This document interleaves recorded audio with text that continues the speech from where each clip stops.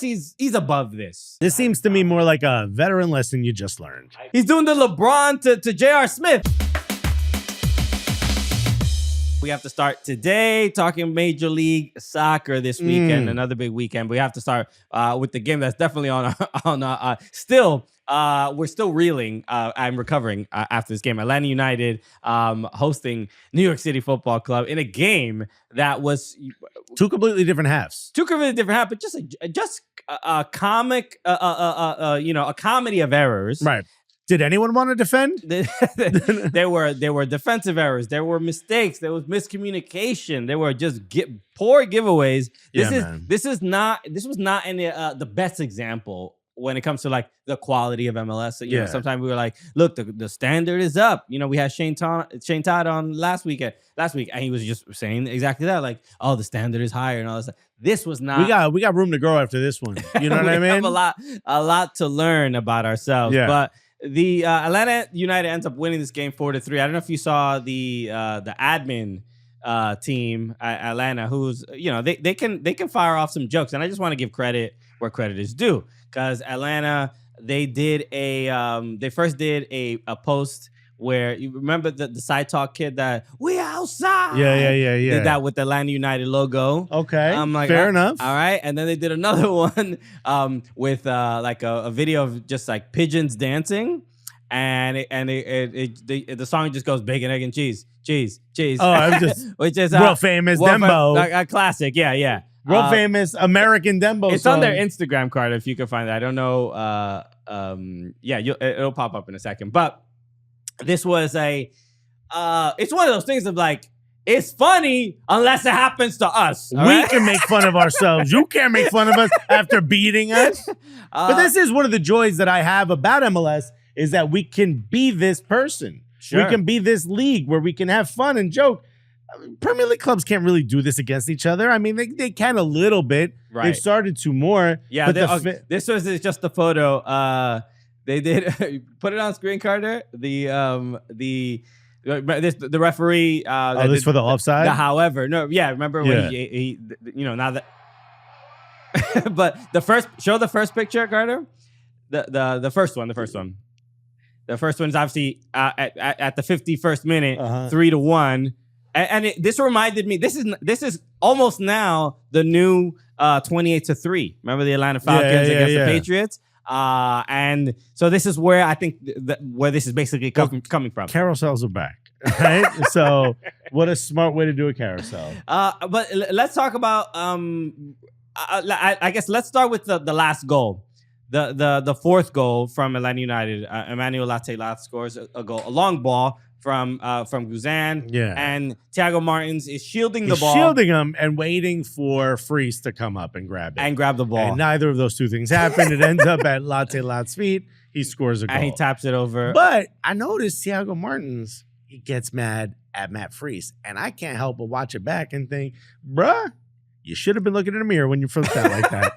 Because this feels a lot more like a your fault. Yeah, let us know in the comments where you stand on this. But if you're not an Atlanta or a New York City FC fan, go watch the highlight. Just look up the last goal. And this is just something where this is not the first time this happened this season. I forgot the other game, but the same exact situation. Thiago Martins is like telling Matt Freese, get the ball, and miscommunication and misunderstanding. So this has to be something. If you already dealt with it in the past, why is it happening again? Yeah. Thiago Martins, I'm going to put it on him. He's captain of the team. Just, if there was so much time. He was basically having a conversation with Matt Freese for like at least 2 to 3 seconds. Like, you get it. No, well, that's what I'm saying. Someone should have yelled. And usually from everything we've heard from players, it's whatever the goalkeeper says is last. So if it's like, leave it, that means everyone's got to stop and leave it for him. Yeah. Or whatever he says. Like if he says, I'll grab it. If he says like, whatever, clear it or whatever, you handle it. You need to handle it. You are at the behest of what the goalkeeper, again, the last guy in front of the goal, the guy who needs to stop the ball from going to goal for their wishes. So I feel like unless he said leave it and then couldn't get there on time, this is Thiago Martins' fault. I agree. It's something where, yes, maybe Matt Freese could be a little bit more aggressive there, and especially when Thiago Martins is telling him to go get it. Yeah. But Thiago Martins can't see how fast Latte Lath is, right? He's running really, really fast. No, he's shielding him. So you're supposed to be putting a body on him. But he doesn't really do it that aggressively because he expects that Matt Freese is going to get the ball. He just sort of gets in between the ball and Matt Freese. I'm sorry, he gets in between Latte Lath and the ball. Right. And he believes that what's about to happen next is that Matt Freese is about to gather this ball. And he can see Matt Freese. He is not really aggressive. He is hesitantly, he's like, I don't know if I should go get it. As soon as he sees that, he has to stop asking him, yo, go get it. Like, just clear it, do whatever. It doesn't matter. You can apologize later if you clear the ball and he said leave it. Yeah, but it's just... the ball doesn't end up in the back of the net. He is not... I would argue he's not an indecisive player. He's been, arguably, in some stretches... the best player for NYCFC. Sometimes he's made some defensive mistakes. He has. This season. Every. I'm not saying he's the going to. Yeah, I never said he was the only one. I'm just saying. May you clear it from the record. But these moments of this miscommunication, I'm gonna put it on the captain to be like, I'll make the decision, right? Not asking someone else to make the decision, especially when the same situation has happened before early in the season. So, look, for NYCFC fans, a frustrating result. How do you go off from 3-1? Dominating game, well, not even dominating, but controlling it, taking advantage of the mistakes that Atlanta made, and then, the own goal from Keaton Park, so frustrating, and it's just tough. But you understand, then it's 3-2, like, all right, at least a point, right? You have the lead, you could get the 3 on the road.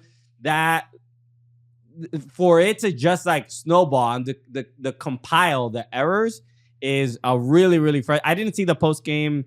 Like the post game conference and stuff. So I didn't see what the coach said, but I can imagine he's pretty. I saw Ronnie Dyla's. They played that. Ronnie Dyla's post game, and he just talked about how, which is the coach of Atlanta, used to be the coach of New York, won MLS Cup of New York. But he talked about how it wasn't great in the first half, which I think we both spoke about. It wasn't great, but I think Moranchuk becoming a bit more further back, being able to see more of the field.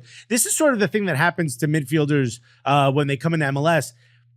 Regardless of what position you played, if you were more attacking or if you were more defensive, your higher level of seeing the game happen in front of you calls on you to be more of a person who makes a pass into the right spaces. You know what I mean? Sure. You almost can't be a 10 if you're Moranchuk. You're going to have to slide back a little bit, and you're going to have to be just a bit more influential. You're going to have to stay in the middle of the park.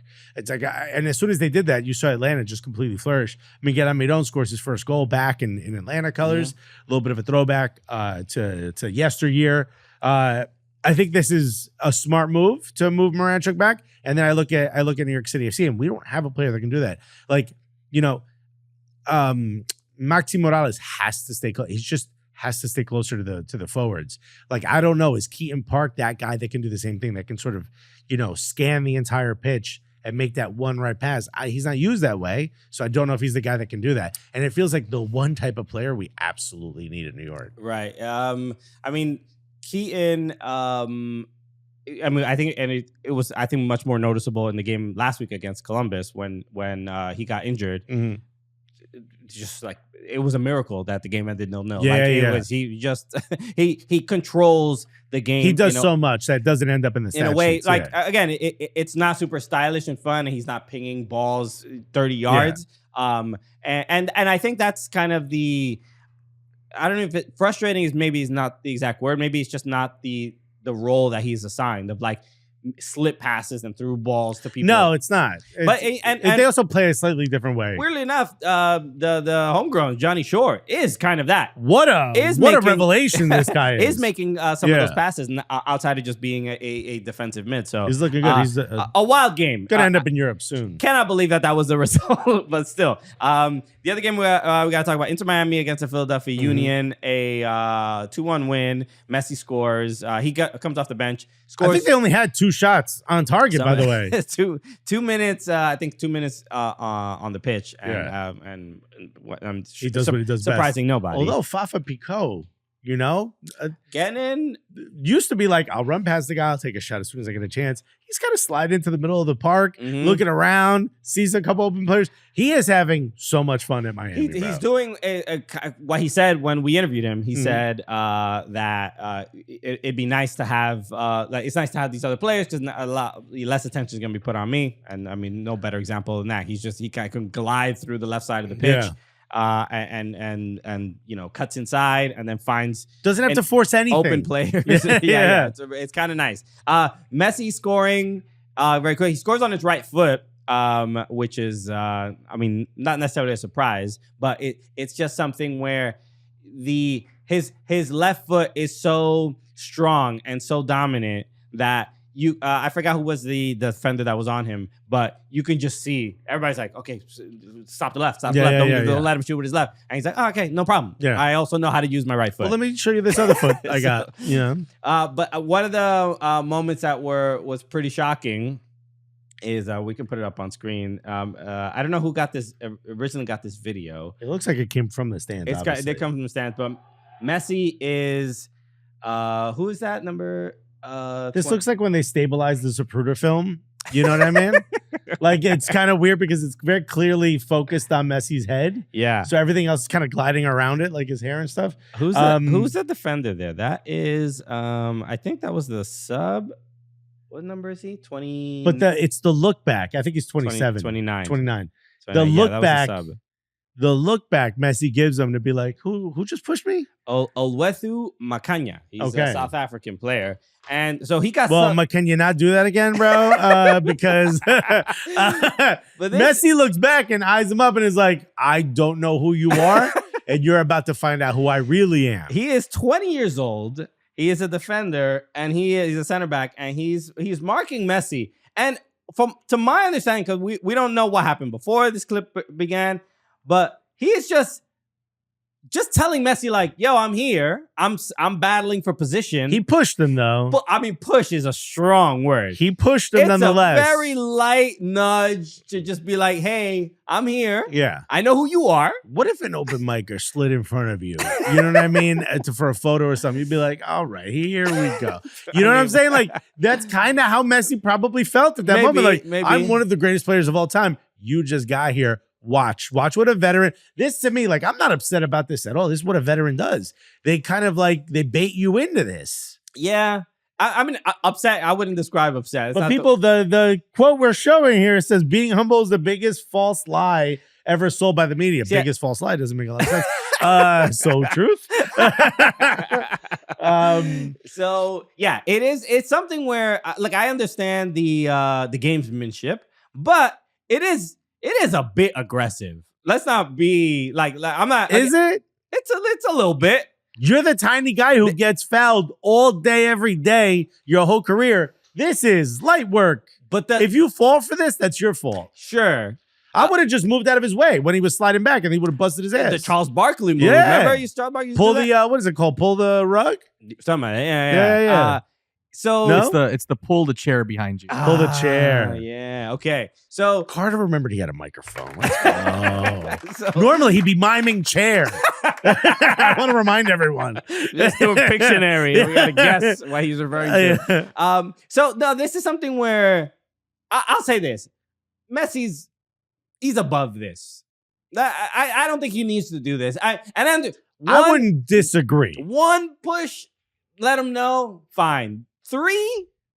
Because he was waiting to feel that contact behind him. He knew when the ball comes, he's going to crush me because I've just been pushing him 3 times. Right. And look, now we get a foul called in our favor. But the funniest part is like he's pointing to the ref, the defender is pointing to the ref like, yo, he is literally backing into me, pushing me. Why? Throwing his elbow at me. Do you not see this?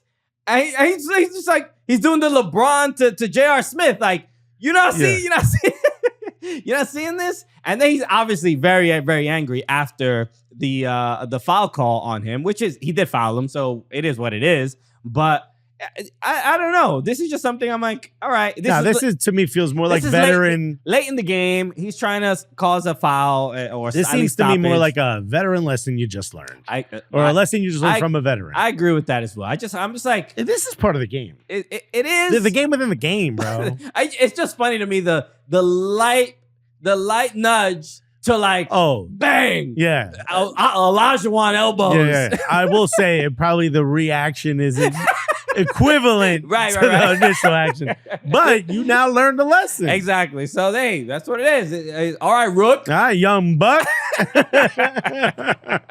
So, now go get my bags. Yeah, I mean, and look, Inter Miami continue their onslaught on what it seems like in this league, even without Lionel Messi there. They also seem better defensively, which I think is something we were worried about this year. Yeah, they seem just a little bit better. They reactionary defensively. Sure. Again, Mascherano being a defender probably helps that. Yeah, I agree. But the confidence and swag seems to be there for this team for sure. Also, Ben Hakramaski cut his hair. He looks a little bit more like an adult. He doesn't have that like I just took off a hoodie, a Scully, haircut. All right. Next up, we are obviously also big news that just came out right before we started recording the show. Peter Vermes is done at Sporting Kansas City. Completely. Never in my days did I think this we would see this day. I thought Vermes would outlive this podcast. Yeah, because seemingly there was nothing he could do wrong. Obviously, he's brought in a lot of trophies. He was his own boss. Exactly. The yearly review was always stellar. Was the technical director and coach. He's been the technical director longer than he was coach. Longer than he was coach, but from 2006, and then he made himself coach. What? 09? I don't know if he made himself coach. Well, he's the technical director. That's literally. I'm sure he asked the owner, like, "Hey, I would like to coach." The technical director hires the coach. He hired himself. He was like, "I got a guy for this job." No one had any input. You're looking at him. He shook his own hand. He was like, "Now that's a good negotiation." You know what, buddy? You deserve a raise. I do deserve a raise. Thank you for asking. So he's been the longest tenured MLS coach since 2009. He's been. I think he's the longest tenured coach in world football. I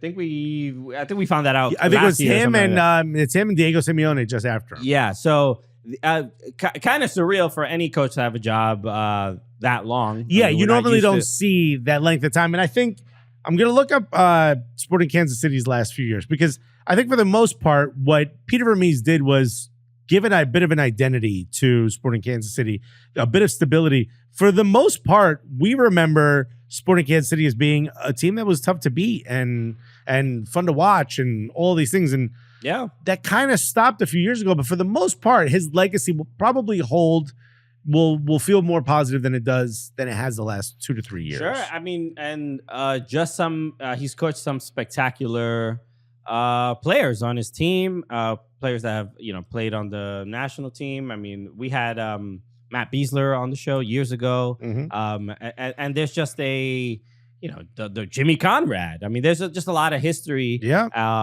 with this team, and for the last few years to have been as bad as they've been, just even when they signed Alan Pulido, I'm like, oh, this is an interesting move. The fact that even Pulido wanted to go to Kansas City. He was at Chivas and thriving and stuff like that. And just to what they are now, I mean, that signing just couldn't have been any worse. He just was injured all the time. Couldn't score. Didn't score that many goals, or just not the expectation that they not had. for what you paid. Yeah. So from even as a coach, but even as the sporting director, made poor decisions with certain signings.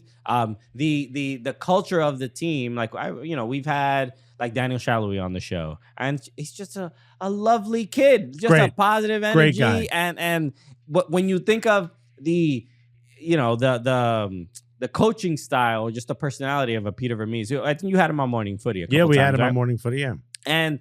And not to say that he's like a super serious guy, but he's he looks like Guile from Street Fighter. He's got the army haircut. And so he seems like a dad who has a whistle to wake everyone up. You know what I mean? Sure. It's time for church. Yeah, very much so.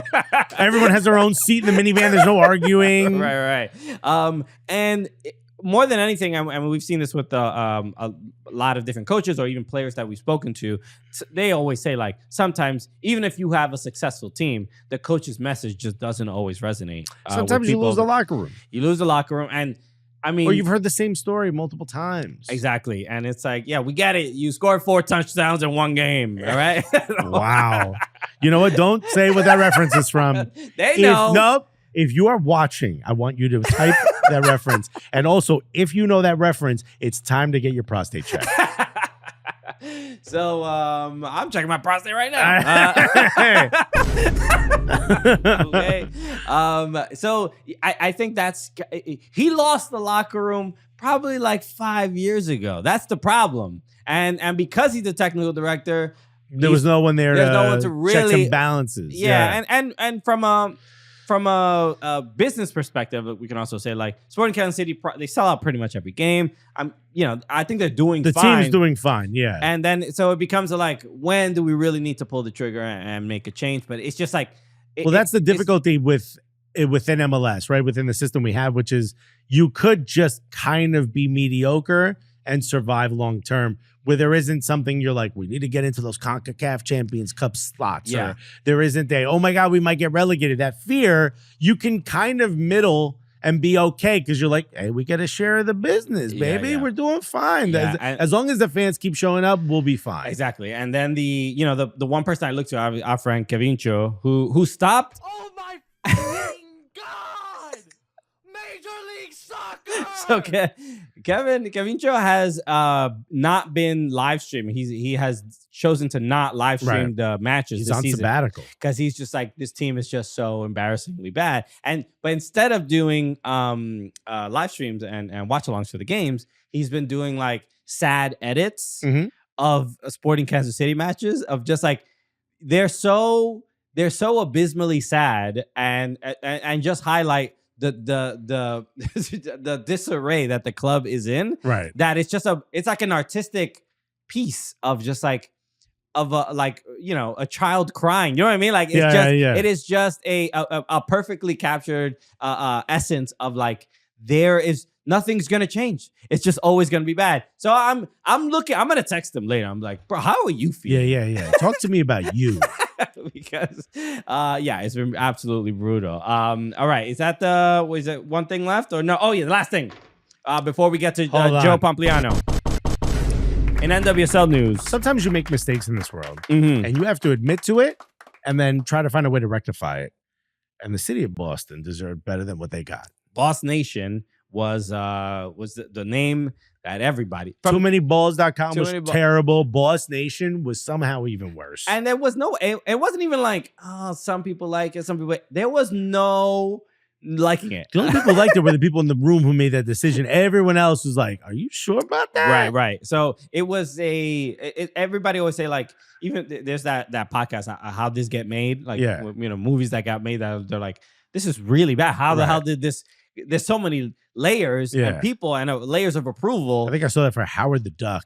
They were like, it's plenty of things like that. Who made this? But BOS Nation is one of those, like, how did it get this far? That people are supporting this and the whole ad campaign and that I believe, I forgot the company that they hired, but they paid a lot of money for that campaign and had to be like, all right, back to the drawing board. We could have come up with something just as bad for half the price. So BOS Nation has officially become the Boston Legacy. Yes, which, again, way better than BOS Nation. Way better. It's not blowing me away. It's not my favorite either, but it's good. It's good. It's better. That's all that's important. BOS Nation was just too much of a deterrent from the idea. It's like too much of like, we got this cool new idea. It was like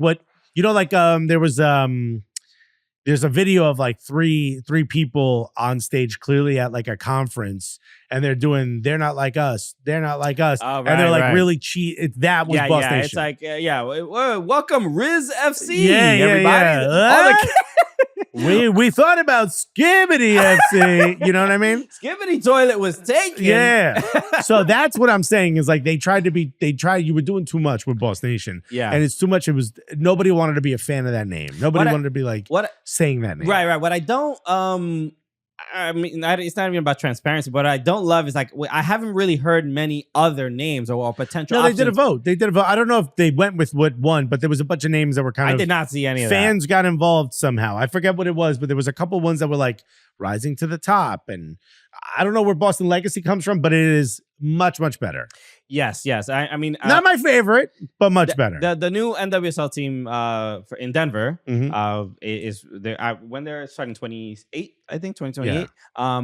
They are now in the middle of trying to come up with a name, and the names that are standing out are like FC Colorado or I love those. Not that Colorado, because Colorado Rapids is going to be Denver. So FC Denver FC. I love those. Yeah, I'm a fan. I think let the fans decide what the nickname is. Sure. I wonder. They'll probably go with a name like Thorns or like Denver Rising. Right. And I don't know. Maybe I'm just so conditioned to like the name of the city, FC, and the NWSL doesn't always necessarily do that, but I think it would be a cool. Yeah, like, don't even think too much. The only European name that I know is like that is, and there's no joke attached to this, Tottenham Hotspur. They have like city, team nickname, like mascot, whatever you want to call that. It's the only one I've ever heard that's like that. Everyone else in Europe is either a city name with FC or a sporting city name, something of that nature. Have you heard that they don't want to be called Tottenham anymore? They just want to be called Hotspur? No, they don't want to be. You don't want. They want like the neighborhood is Tottenham. Yeah, but they don't want to just be called Tottenham. I think it's like Tottenham Hotspur. Yeah, they don't want to be say like Tottenham lost today or Tottenham won today. Right. They want you to say, damn, the whole town. Yeah, Hotspur. I mean, they lost when they allowed this team in there. I'll tell you that. So, So that's a. So look again, improvement. Boston Legacy, fine with it. Yeah, not a. It's just a.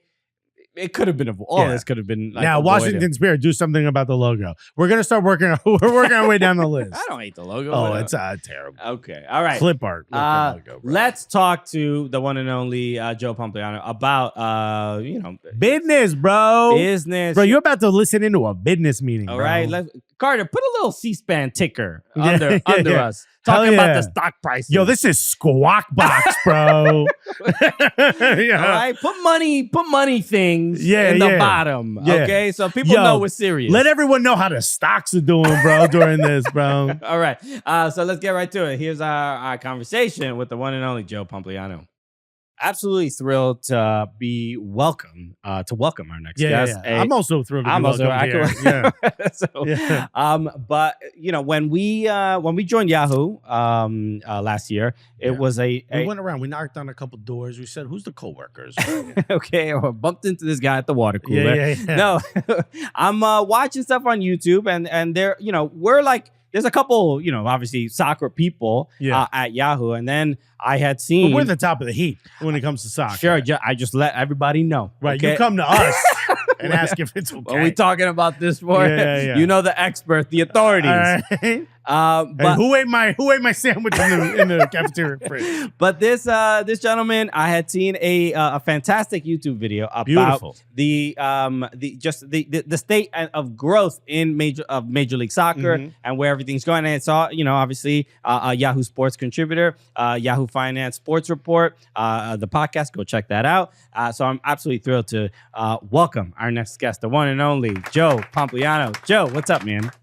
What's going on, guys? Thank you so much for having me. We didn't meet at the water cooler, but I appreciate you checking out the YouTube stuff and saying the kind words. Okay, well, Joe, you're doing a great job. Thank you for destroying the. We're trying to set a world here that we created. Yeah. You know what? I know you're the business guy. Stay out of our business. All right, we built our fans want to believe in a world where we're allowed in the Yahoo. They didn't believe it anyways. They didn't believe it anyways. So, Joe, I just want to let our audience know about you a little bit if they are not aware. And maybe you can give, you don't have to give your whole CV, but I mean, when I watch your videos, whether they pop up on my TikTok or whether they pop up on Yahoo Sports or on YouTube, you are a person that is delivering either business information or just or very detailed and specific sports information. So from your perspective, so is it did you grow up playing sports, and that was the plan. And then you were like, "Oh, I'm gonna get." Why am I here sweating? How do I make money off of this? What's the Joe Pompliano origin story? I, like everyone else, thought I was going to be a professional athlete until you realize that you're, 5'10", 175 pounds and white. And you're like... You realize the last one last. Yeah. Yeah. He's at the cookout like, what do you mean? You can't jump, you can't run, you can't do any of that stuff, right? So you got to pivot. You really have no other option. So I actually, I used to work at JP Morgan, the bank in New York City. And you're doing that job. It's great. It's fine. But I realized pretty quickly, okay, I probably don't want to do this when I'm 60. So let me go figure out what else I want to do. And I just started writing and tweeting and talking and making videos about sports business because, to me, that was like the next thing. When I grew up, sports were all about the sports. But as I got older, it was like, okay, why are these teams so expensive? Why are companies paying so much to sponsor the leagues and the players and things like that? And I just felt like that was going to become more important. So I started doing that probably 5 years ago. And things, have gone fairly well over the last few years. And that's what I do full time now. Is when you're looking at sports and you're trying to look at it from a business perspective, we've done this at moments on the show. I'm very interested in why front offices or owners make decisions they make.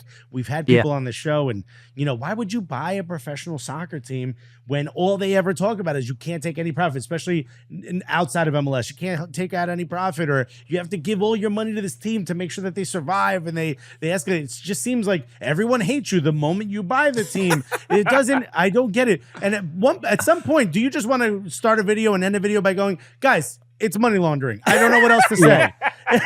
This is tax avoidance at its highest. I don't know why else anyone is making these decisions with their money. Well, some of them are, particularly if you're talking about soccer in Europe with some Russian oligarchs and things like that. I think there's probably some of that going on for sure. But the comment about, everyone hates you the second you buy the team, I'm dying over here because, Mark Cuban just sold the Dallas Mavericks. And he's going on this tour now talking about how, it's unfair that they traded Luka and it's not his fault and all these things. And it's almost to get people to feel bad for him that he sold the team and they told him he could run things and he's not. I'm like, dude, you made $3 billion. I don't think anyone's going to feel bad for you, right? It's completely okay. So I think it depends per league, but certainly soccer. I mean, if you look in Europe, a lot of these teams, it's just the salaries are crazy. You're constantly putting money in. You don't get to take any money out. And if you never sell the team, what are you doing, right? Is it really just fun? To me, that seems like not the best way to have fun, but maybe some of those people enjoy it. Right. I want to just reference the video that you made about Major League Soccer. And this was so impressive, right? This video, you and I watched it because we're like, somebody finally breaking down what is actually happening. Yeah, because it seems like, and you had started off the video, and again, the link will be in the description. Everybody, please go watch it. But you started off really talking about Inter Miami and Lionel Messi joining the league and how that has basically transformed the league. But I guess we've been following the league for a very long time. Introducing Messi into it seems like, all right, the money seems to be funneled towards Miami and all the eyes and all the attention, and then it feels like I don't even know if it's a risk per se, but it's something where he's going to be gone. How are we going to keep this up? Or how are we going to replicate this? I mean, you gave a lot of great points about how the television deal and how kind of forward thinking MLS might be in having an exclusive deal. But as an MLS fan, I'm a little worried that we're putting all our eggs in this one basket and putting in so much money there that how does everybody else sort of thrive and the rest of the league continue to grow even after Messi's gone? Yeah, I mean, the Messi intro is really just because the numbers are so ridiculous, right? You look at Messi and Miami is obviously benefiting drastically more than everyone else. And really it was because he wanted to go there. You had Beckham there, the league, Apple, everyone wanted to arrange it, so he got there. And if you look at their numbers specifically, I think they were doing 55 million in annual revenue before he got there. Last year they did 190, right? So it's crazy, right? Just a nice poultry 4X 4x. yeah, just absurd, right? And if you look at the valuation, which obviously is just a multiple of the revenue, they went from 600 million valuation to 1.2 billion now, right? And like maybe some of this goes down if he retired today and just went away, and like maybe some of these sponsorships go down. But the way that a lot of them end up working are, JP Morgan Chase for the stadium. They're signing a multi-year deal. Usually those deals have an escalator into them. And Miami was also smart. I don't think a lot of people realize this. Miami had a bunch of sponsorship deals before Messi got there, of course, right? Basically, whatever they were working with. Most of those deals had these stipulations in the contract that said, if we sign a Ballon d'Or winner, a multiple-time Ballon d'Or winner, then this is what the contract is worth. Or we can opt out of the contract, right? So they were able to get out of some of their deals, or the contracts doubled or tripled in value because they were basically, it was really designed for Messi. They had been courting him for 4 or 5 years at that point. But it was like, hey, if we get a really good player who's going to bring a bunch more exposure to this team, we want to make more money. And I think that was fair, but look, at the end of the day, the negative here is if he leaves, then maybe the valuation goes down. The revenue would obviously drop over a year or two, but maybe it doesn't go back to where it was. It's somewhere in between, which I think is still a net positive. My point with the video was just that, like, Major League Soccer as a whole is still benefiting tremendously from Messi being here. And one of the examples I gave, which, I think is actually just quite funny, is the Chicago Fire. They sold out Soldier Field when the Inter Miami came to play them last year. Messi didn't even play because of an injury, yet that ticket revenue was still 55% of their total season ticket revenue, right? So it's like his name alone is worth millions of dollars to every other team, not to mention that everyone shares in, obviously, the TV rights, but merchandise and things like that. So there's some other tangential benefits there. But when I think about MLS, like, MLS is a little bit different from other sports leagues. Like, everyone looks in America, at least, to the NFL and the NBA, and they say, okay, these leagues are making billions of dollars every year off TV rights. That's their biggest income stream. Sponsorships, ticket sales, everything else is a little bit below that, but it's TV rights are kind of the end-all, be-all. And MLS is sort of the opposite and much closer to Major League Baseball, where it's sort of like this like regionalized sport that depends much more on ticket sales because of the amount of inventory that they have from a game perspective, right? Like, there's just so many games where if you look at Major League Soccer, they sell more tickets every year.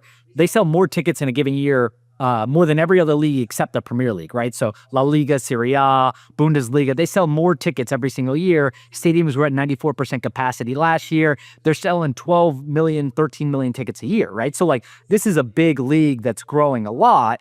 And it's positive, in my opinion, that they don't necessarily need TV rights to do that, right? Because the Apple deal is great, but at the end of the day, each team, when you do the revenue split with the players and splitting it between 30 teams, each team's only getting like $5 to $10 million a year from that deal. So it's not make or break. It's not going to help them be profitable. And it's relatively a smaller line item compared to everything else. Right. So what we need, obviously, is for MLS to adopt a 162 game season. Okay. Now make them play twice a day. Look, some would say cruel, but I think if you just think about them as assets and not humans, then it's actually not that difficult. That's why I appreciate your perspective, Alexis. See what I'm saying? Businessmen, bro. Yeah. I'm glad that 3 like-minded adults are having this conversation. Joe, I pulled you. Again, NFL, don't listen to this show. I guess my big fear is, right, we talk a little bit about, you mentioned MLS is different than everything else. MLS is a single entity, right? It's basically one big team, if you will, split into a league, right? So everything kind of goes through MLS and then funnels out. The owners kind of make decisions. It's more of a co-op than it is, these individual teams like it is in NFL or in Europe. Does that model allow this Messi thing to benefit for everyone? And then once that's gone, what goes? It just becomes a thing of how much money you make at the gate? Yeah, so I to answer your first question, yes, absolutely. Like, there's certainly some benefits that Miami gets more than everyone else when it comes to sponsorships and things like that. They're keeping the majority of that money. But when it comes to merchandise, right? Merchandise is something, virtually every sports league, at least in the United States, splits merchandise between all the players. So like, MLS is a great example, but one that other people might be familiar with are the Dodgers and Shohei Ohtani. Like, you'll commonly read that Ohtani is the #1 selling jersey here in America, but obviously also in Japan. I think he accounted for like 60% of all MLB merchandise in Japan last year, right? So like, just totally ridiculous numbers. but that revenue is split between all of the teams, right? So the Mets benefit just as much from Ohtani selling jerseys as the Dodgers. Now, the one thing that's a little caveat to that is that typically the team gets to keep a higher percentage of the revenue if it's their own store selling the merchandise. So if you go to Dodger Stadium and you buy a shirt at the stadium, they get to keep a little bit more because they're the distributor. Whereas if you go on Fanatics or something like that and buy it, that money is literally split between all of the teams. Same with MLS. So the same thing applies for Messi. Now, the thing that I would say about Messi leaving is that you're really hoping that it's obviously not going to stay at the level that it is, right? Like everyone says, okay, isn't Miami's valuation just going to go back down to $600 million from $1.2 billion when he leaves? And I don't think so. My guess is it would probably settle somewhere in between, right? Because you're going to be a bigger business than you were before he got there, but you're probably not going to have as much upside as where he is today, right? And he's obviously going to get older and he's going to retire and leave. But at the end of the day, you're locking in some of these sponsorship deals for 4 or 5 years at a time, and some of those are going to continue to last. Now, the benefit here is, what does the World Cup do? What does Messi do? What does the Club World Cup do? Like, how can you parlay those big events and those personalities into more people watching the sport? And I think that ultimately is the biggest risk, if we want to talk about risk with Apple, right? Which is like, it's great. If I watch MLS, if I'm a person who loves MLS, I don't know how you guys feel about it. I don't even know how the average MLS fan feels about it. But me personally, I like Apple because I can go to one place and I can see everything, right? Like, nothing pisses me off as a baseball fan more than not being able to find a game. Right. And if I can find it, it's probably blacked out. You don't know where it is. Yep. Your cable provider probably doesn't even have it. It's impossible to watch stuff. On Apple, you know what you're going to get. You can watch the games. You can watch interviews. You can watch tours of facilities. Like, there's a bunch of stuff on there. I think that's awesome. Now, the problem is, if you want to invite new fans to watch your sport, you have to convince them to pay to watch that sport by buying a subscription, which is nearly impossible. And part of the reason why even the big leagues that have leveraged some of that streaming money with the NFL and the NBA through Netflix and Peacock and other things like that, most of their rights are still on cable or broadcast channels, because you're going to derive the biggest audience, which impacts sponsorship dollars and TV commercials, by putting your games out there for everyone. So I think that's like sort of the biggest risk for MLS. Now, we'll see what happens. Maybe Messi is just so big to where he brings all these people in, they like the product and they stay afterwards. But that's sort of the biggest unanswered question. Right. Is the issue though that it's on Apple TV Plus and not maybe something that has a bigger subscription base like a Netflix? Yeah, Netflix would have been great, right? And I think Netflix might have been more interested if they knew Messi was coming, obviously.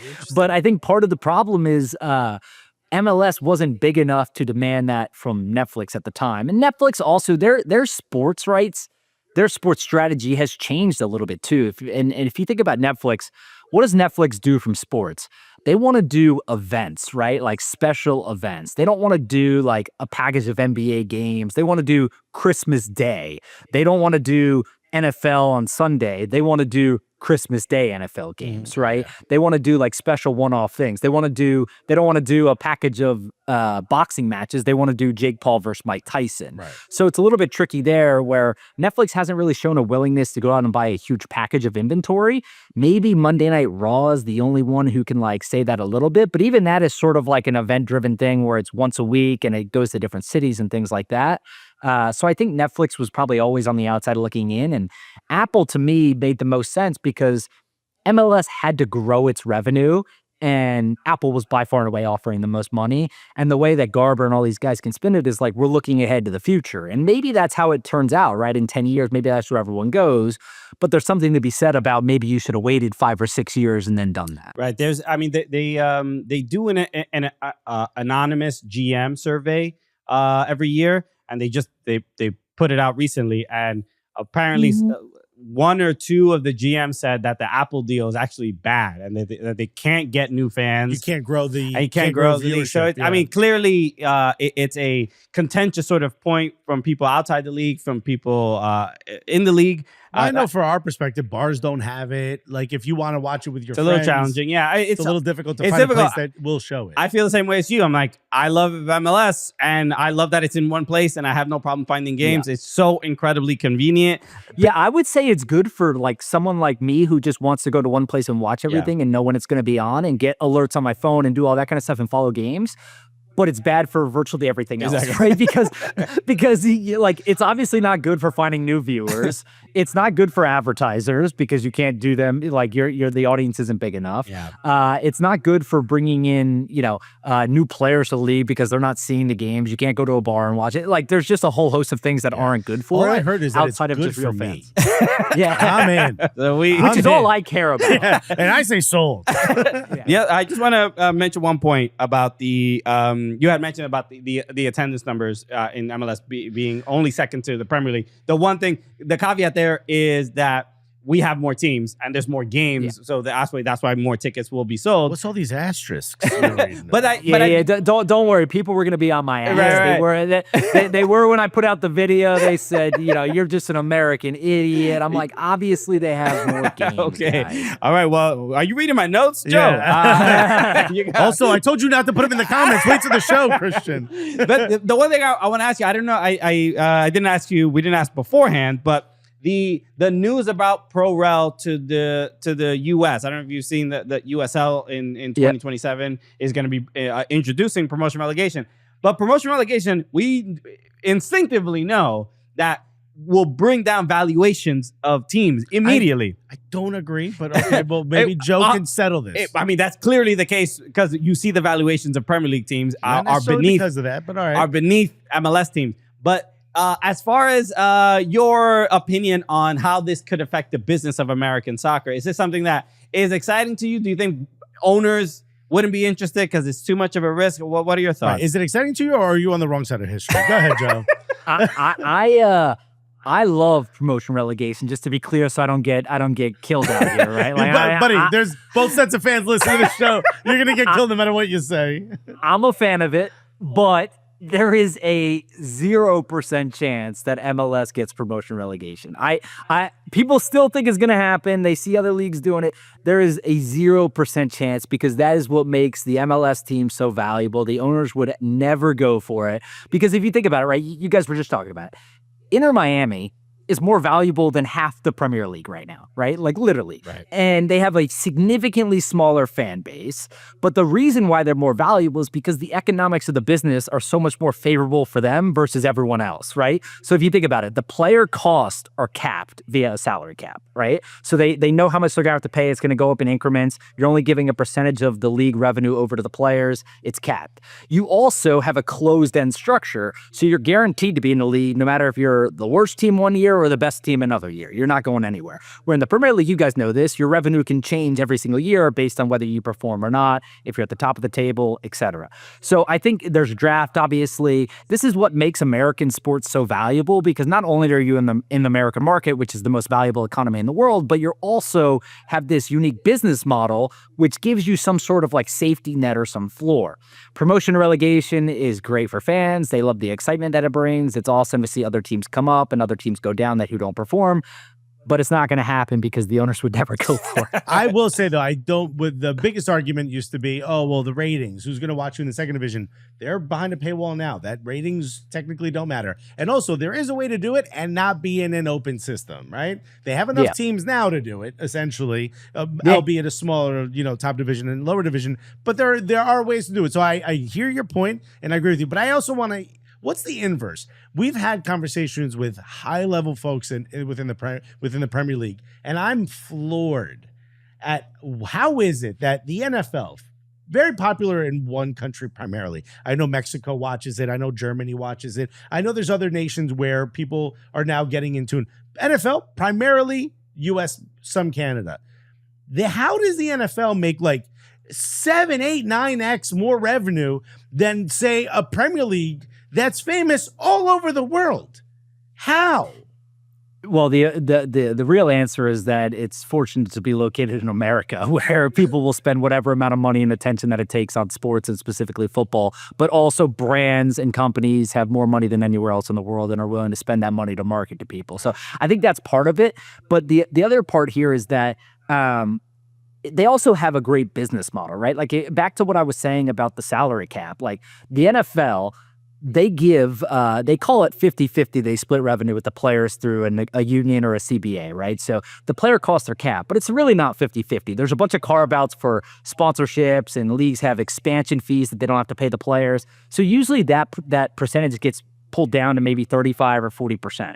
So these owners, if you just think about broadcast deals, they're getting handed hundreds of millions of dollars every single year from the NFL that more than covers what they pay their players and their employees before counting for any local revenue, right? So local revenue is things like parking and local sponsorships and things like that. And if for anyone who's listening to this that hasn't looked up, like isn't a student of kind of what's happened in the NFL, you should look up what Jerry Jones did. Because Jerry Jones, like, he's a crazy old man, like probably shouldn't be the GM and kind of nuts, but he sort of like revolutionized sports in the US because when he bought the Cowboys, the NFL had a different business model, and he literally went out and he just signed sponsors that directly competed with the NFL sponsors for the Cowboys. And the NFL sued him for like $700 million and was like, you can't do this. We have rules against this, whatever. And he was like, no, I'm just going to countersue you. And he ended up winning, and the lawsuits got dropped or whatever. And it changed the whole model to where now the Cowboys can go make money from Pepsi and AT&T for their stadium and things like that. Whereas before it was all the league making the money. And this has really changed what owners are able to do on the business side. And that's all credit to like the American market for sure. But I totally get what you guys are saying. Like if you look at soccer just globally, I mean, it dwarfs in comparison. We always talk about the Super Bowl, right? I'll tweet out, I'm like, 125 million viewers for the Super Bowl.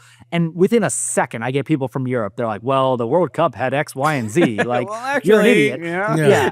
And which is totally fair, right? It's just a different sport with a different market, with a different fan base and a different model, which is to the benefit of the NFL for sure. Well, yeah, I mean, the one thing you said, like America being the most valuable economy, we'll see after these 4 years if that's gonna happen. Yeah. It's getting pretty crazy. They're gonna do soccer tariffs next. Watch. You watch. You watch. The last thing I wanted to ask definitely going to make Canada pay to watch football going forward. Yeah, enjoy those Argonauts. Yeah. It's going to be too expensive. Your Alouettes better be hooking it up. The other thing I wanted to ask you is because, you pop up on my feed a lot, especially like on TikTok and stuff like that. And the one thing that I'm always jarred by are your eyes. I wonder how your eyes. Super blue eyes? Blue or green? What are we dealing with? They're blue. They're blue. This, yep. I mean, but they are. We get lost in them, is what we're saying. They are striking. I mean, you have, like, as far as a talking head person that pops up on my feed, I'm like, all right, he was born to do this. You got to get out of behind the desk. Yeah, Christian's calling you dreamy, dude. Yeah. Hell yeah. So I'm wondering how much of, I don't know, did you get a lot of comments about it? Is it a thing you use to your advantage? I mean, let's not be crazy. If we got it, we flaunt it, right? Yeah. That was the most flattering thing anyone has ever told me on a podcast, for sure. But yeah, I other than being blue, they're also just huge. Yeah, they are 40% of your face. Yeah. Which maybe draws people in more than even the color. But yeah, I mean, it's always been something since I was a kid. It's like the first thing, you go check out somewhere and you're like, oh, the lady at the counter is like, oh, your beautiful blue eyes. I'm like, can I just have my coffee, please? Yeah. You're like, sorry, I'll just take my Magnum condoms and lube. Thank you. You'll be like, my eyes are up here. Well, yeah, they are. I don't know. Stop harassing. Jeez, look at my crotch, will you, lady? Have some respect. Enough with the eyes. How do you have a last name Pompliano and those blue eyes? You don't see that very often. I don't see many Italian dudes with blue eyes. That's what happens when your dad's Italian and your mom gives you the eyes. Okay, there it is. All right. Big Giants fan, right?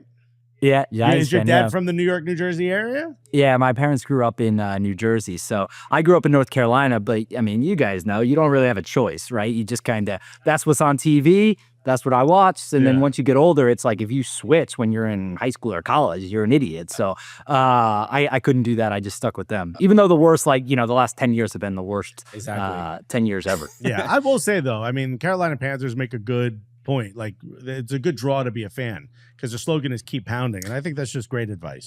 We've been in Charlotte. It says it everywhere. Keep pounding. Keep pounding. It is. Charlotte FC is... I think quietly maybe more popular than the Charlotte Panthers in Charlotte, which was quite shocking to me when I moved here. But I was like, you go around town and you don't really see people wearing Panthers gear. You just see Charlotte FC stuff. Hilarious. And I actually went to the first Panthers game last year. I mean, no disrespect to Tepper, but people left at halftime. This thing was a disaster. And you look at Charlotte FC, and they're renovating the stadium, trying to do things for the soccer team, and they're getting 60,000 fans on opening night. I'm like, hey, the tides might be turning here a little bit. Yeah, dude. That's why. I mean, that's why like your video kind of made it feel like, all right. Maybe we did make a good decision 10 years ago to start a soccer podcast. Yeah. My wife was wrong, and my mother-in-law was wrong.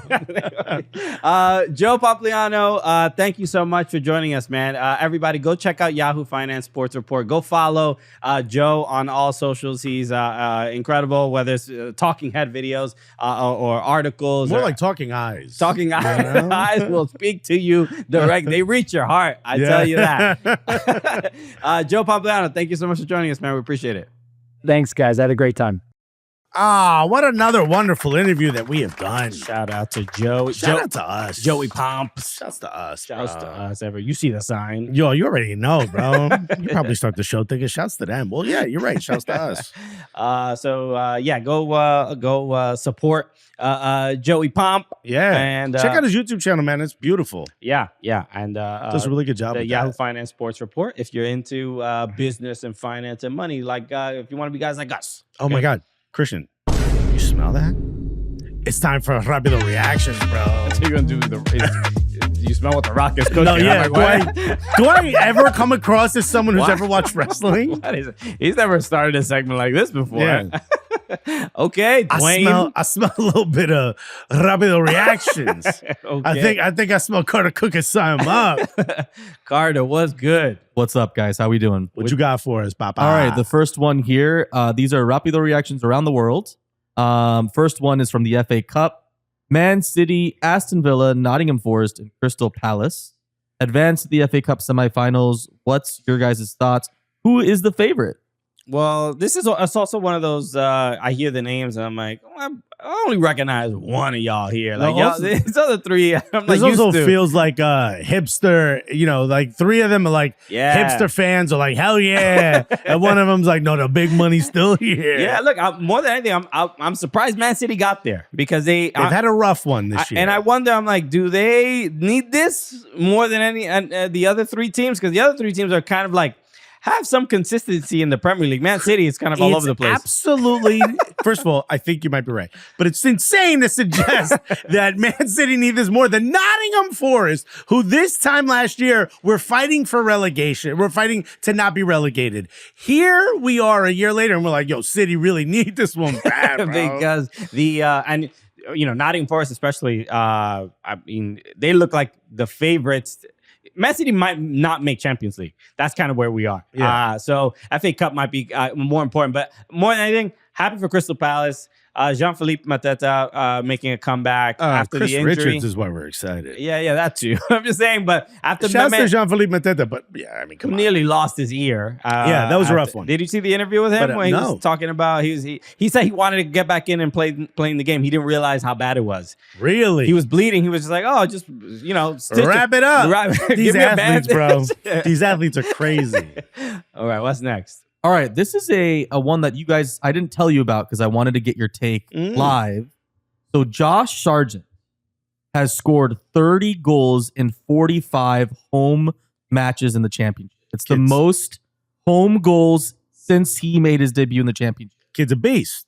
Okay, I want to get your take on two things here. One, how has he been so successful at Norwich City? What has he been doing there to make himself successful? And two, why doesn't it translate to the U.S. men's national team?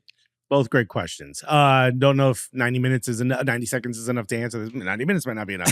But I think what happened, what's worked so well for him in Nottingham Forest, and really just watching some of the highlights, a couple of matches here and there, nothing crazy. It just seems that the team leans on him in the final third. The team openly tries to get him to spots. And also, he's got that poacher's ability. So even when someone else, maybe someone further out left, shoots a ball that gets parried off, he seems to find himself in the right spot.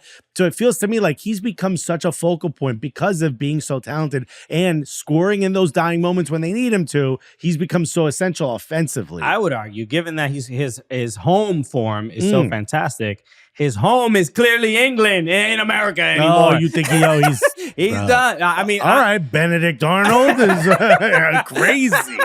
I am. Look, English people have no idea how much we still remember this. We've given him enough chances, and I mean, we need way more time to go over why it doesn't work.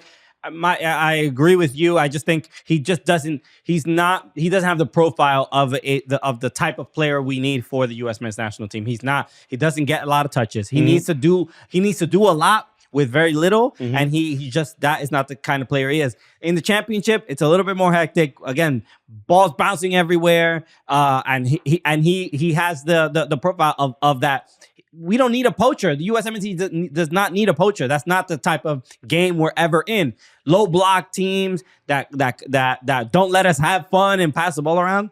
That's not Josh Sargent's game, and it's unfortunate. I made the joke last time. I'm like, oh, he's gonna play 60 minutes and then obviously do nothing. And that's exactly what he did.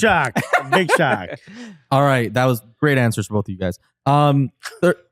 That almost seemed condescending. No, for real. All right, this next one, Kylian Mbappe scored a really nice goal, but was it a free kick or not? This was who was Real Madrid against playing? Valencia? Was it Valencia or Leganés? I forget who they were playing, but it was Leganés. Leganés, right? This is and we're only really bringing this up because let me give you the context. Free kick. Mbappe passes it very lightly to the person next to him. Modric very gently taps it back to Kylan Mbappe, who then shoots and scores.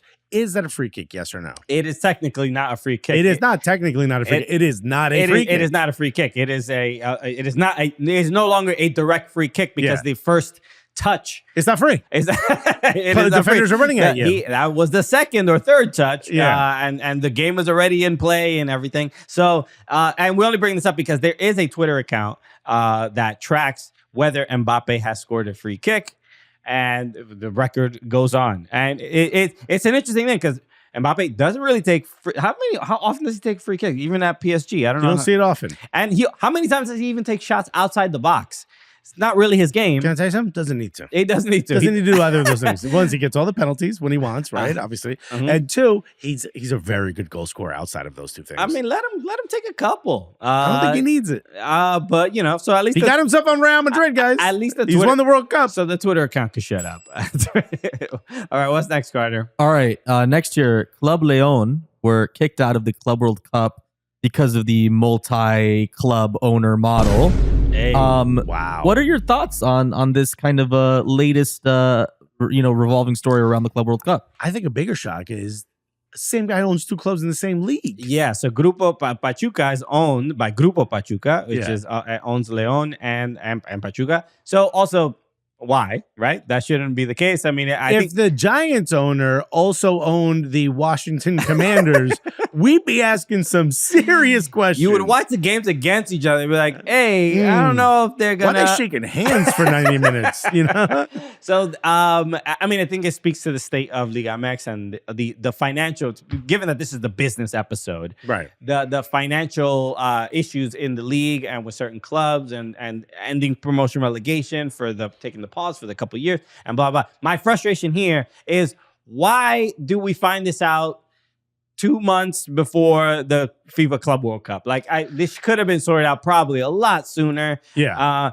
So we won't get to see James Rodriguez, who's currently at León. That's not 100% true because you know the rules. Mexican teams are allowing each other or are allowed to loan players from other Mexican teams for this competition. That's absurd.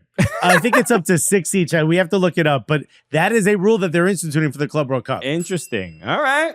Wild. All right. All right. And just to build off of that topic, who should replace Club León for the last spot in the Club World Cup?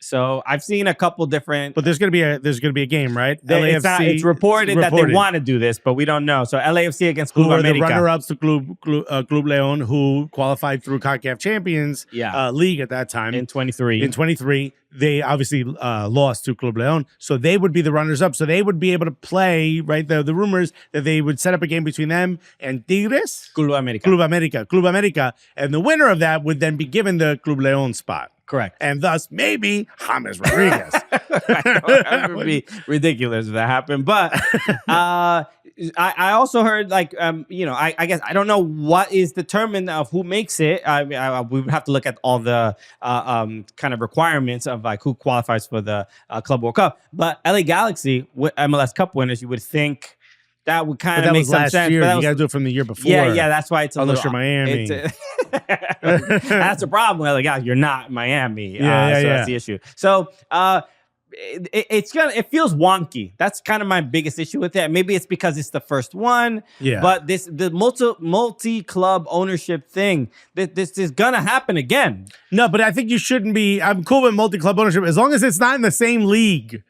That's the issue. No, yeah, right. But Club World Cup, you can't have multi-club ownership, even if it's different leagues. I'm assuming because that's the rule. So it's it just feels wonky. That's why I don't love that. I wish we had a little bit more time to talk about that. I'm gonna have to look up that six players from any team you want, basically. All right. So shout out to everybody tuning in to another episode of the Cooligans. Shout out to sorry to bore you guys with all this business talk. I know, but sometimes we have to let the 1%ers have a little fun. No, we're kind of one of y'all sometimes. Except we pay our taxes. Okay. So y'all not like us. Yeah, right? We want to be like you. Also, they're wild confused. They were like, what are taxes? Oh, that thing poor people pay? So as always, make sure you subscribe to the Cooligans on YouTube. If you have not yet, hit the like button. Hit that like button right now. That's the most important one. Do that first, and then everything else after that. Exactly. And then follow us on Blue Sky if you have not yet, soccercooligans.com. All the action happening over there. Anything else? We'll be back on Thursday. Happy birthday to Mateo. Happy birthday to my son, Mateo, turning 2 years old. What a adorable little boy. He's becoming a little man. He's a little man, bro. He's going to have his own opinions pretty soon. Damn, bro. Hopefully they're good opinions, all right? Because if not, you got to find a new home. We're going to have a couple of issues, all right? Yeah. Everybody gets in line in this home. We have a belief system in this house. All right. We'll see you Thursday with a brand new episode. Thank you again, everybody. Peace. Love you guys.